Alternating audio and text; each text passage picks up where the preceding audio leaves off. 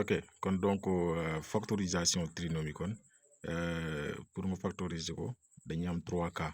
Premier cas bi comme par exemple delta toujours dañuy calculer delta pour ñu factoriser kon toujours dañuy calculer delta kon donc premier cas bi bu ñu calculer am delta positif comme ñu jël exemple fii 2x au carré moins 5x plus 2. Là si on calcule delta qui est b au carré moins 4ac. Donc ça va nous donner 25 moins c, ça nous donne 9 racine de delta. On calcule aussi racine de delta. Racine de delta, ça va nous donner 4. Si on calcule delta aussi, on calcule racine. Quand racine b, ça va donner moins b, ça nous donne moins 5. Ça nous donne comme 5. Moins racine de delta sur 2a. Et là, si on le calcule, ça nous donne 1 quart. On calcule aussi x2. Quand ça nous donne 5 plus 4 sur 4. Ça nous donne 9 cinquièmes.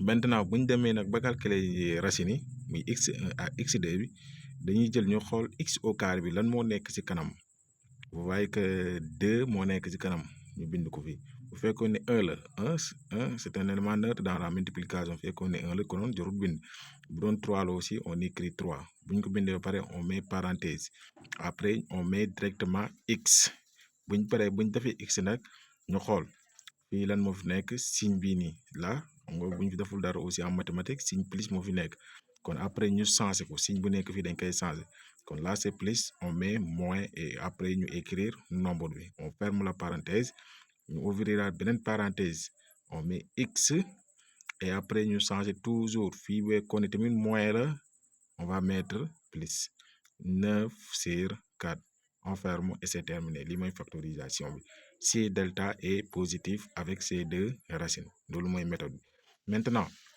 bu dee ni nag toujours gis nga fii nii là on a calculé delta on a trouvé racine de delta égale 2 racine de 2 maintenant ñu def x1 égale 1 plus racine de 2 après simplification là on l'a simplifié x2 aussi on a trouvé après simplification 1 moins racine de 2 donc toujours ñu xool lan moo nekk ci kanam x au carré bi là c'est moins on écrit moins parenthèse x toujours la même chose bu ñu bindee x on change tous les signes du premier racine le premier racine ici c'est x1 donc là c'est plus je mets moins là c'est plus je mets moins racine de 2 on ferme et après on ouvre une autre parenthèse x.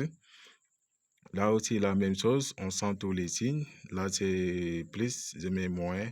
Là c'est moins, je mets plus. Et après vous fermez, c'est terminé. C'est ça la factorisation.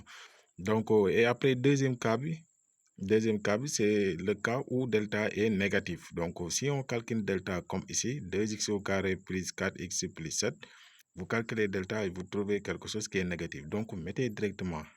Là, c'est beaucoup plus facile. Quand on calcule delta et on trouve quelque chose qui est négatif, on va dire n'est pas factorisable. Là, on ne peut pas le factoriser. Maintenant, le troisième et le dernier cas, c'est si delta est égal à 0. Donc, quand on calcule delta et on trouve égal 0, donc comme ici, on va calculer x0 parce qu'il y a une racine. Mais cette racine-là, c'est ce qu'on appelle racine double. Donc, x0 égale à moins b sur 2a, ça nous donne 2 sur 6, ça nous donne 1 tiers. Et après, toujours, c'est valable comme nous avons fait ici, x positif. Nous défini comme c'est 3, c'est-à-dire ce qui est devant x au carré, c'est 3, on met le 3. Toujours, sinon, beaucoup de vous, il faut. Et x, mon x après aussi, nous censé signe. Toujours, vous prêtez attention au changer. Vous pouvez connaître moins, vous mettez ici plus. Vous faites plus, vous mettez moins, après, vous mettez le nombre. Maintenant cette fois-ci nag amul ñaari parenthèse mais benn parenthèse mooy am et après le puissance 2 donc je pense que c'est comme ça pour l'exercice numéro 1.